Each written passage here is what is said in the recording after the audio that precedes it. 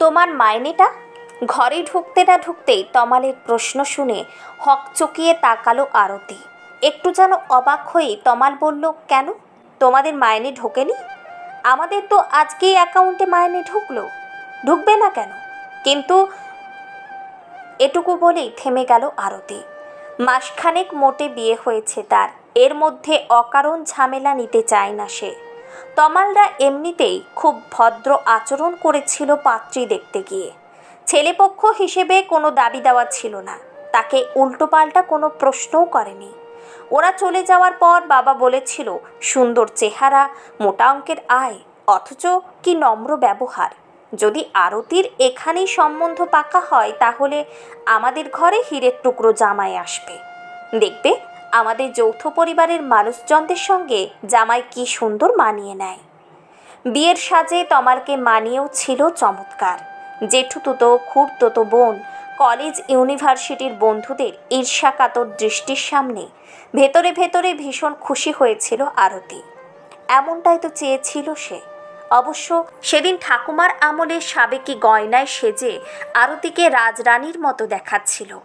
রাতের বাসরও জমিয়ে দিয়েছিল তমাল, দুর্দান্ত কিছু আধুনিক আর রবীন্দ্রসঙ্গীতের ককটেল করে। আরতিও পিছিয়ে থাকেনি। তার মন্দির কণ্ঠের আবৃত্তিতে নিশ্চুপ হয়েছিল বাসর ঘর। শেষ হতে হাততালি ফেটে পড়েছিল। তমালরা কিচ্ছুটি চায়নি বলে আরতির বাবা দিয়েছিল প্রচুর। মুখে আপত্তি জানালেও আত্মীয় স্বজন লোকজন ডেকে বউয়ের বাড়ি থেকে আসা তত্ত্ব দেখিয়ে শাশুড়ি বাহবা কিনেছিল বিস্তর। অবশ্য আরতিরও সেদিন খারাপ লাগেনি।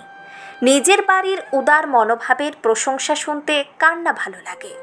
কিন্তু অমৃতের আড়ালে লুকানো গরলের সন্ধান পেতে আরতির সময় লেগেছিল বেশ কিছুদিন। কিন্তু মানে সংসার তো আমাদের দুজনের, আয় ব্যয়ের হিসাব তো আমাদেরই কষতে হবে।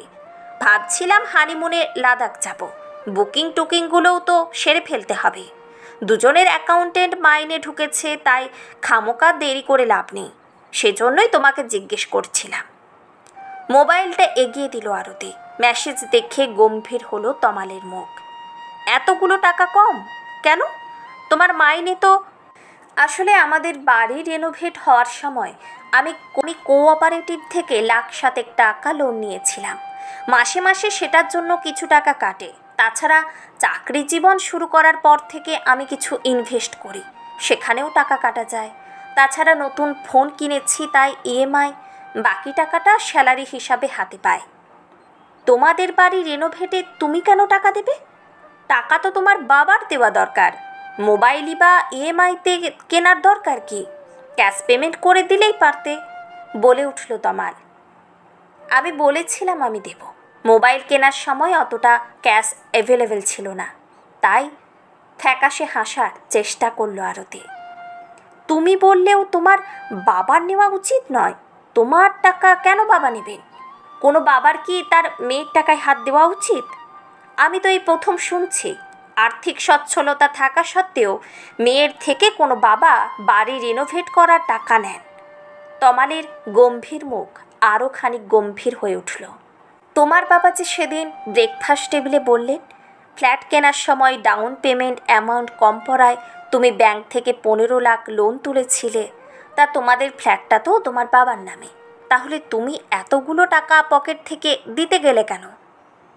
কি উল্টোপাল্টা বকছো আরতি?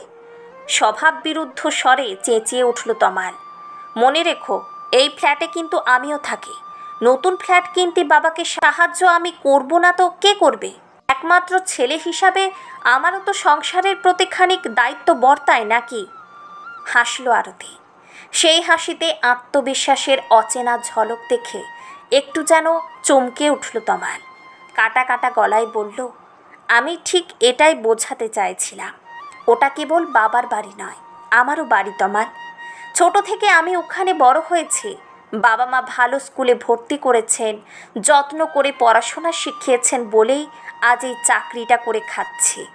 তোমার যেমন এক ছেলে হিসাবে বাবা মার প্রতি দায়িত্ব কর্তব্য রয়েছে, এক মেয়ে হিসাবে আমার তেমনই পূর্ণ দায়িত্ব রয়েছে তাদের ভালো রাখার। আর যে কোনো মূল্যে সে দায়িত্ব আমি পালন করবই। গম্ভীর মুখে ঘর ছেড়ে বেরিয়ে গেল তমাল। ঘর লাগোয়া অ্যাটাচ বাথরুমে ঢুকে শাওয়ার চালিয়ে দিল আরতি। ফ্রেশ হতে হতে ভাবল আবার একটা ঝড় উঠতে চলেছে। মনে মনে বলল উঠুক ঝড়, প্রয়োজনে সামনে দাঁড়িয়ে মোকাবিলা করবে, কিন্তু কোনো মতে পিছিয়ে আসবে না। বিয়ে করেছে বলে বাবা মার দেখভালের দায়িত্ব কোনোভাবেই এড়িয়ে যাবে না সে, হাজার অশান্তিতেও নয়।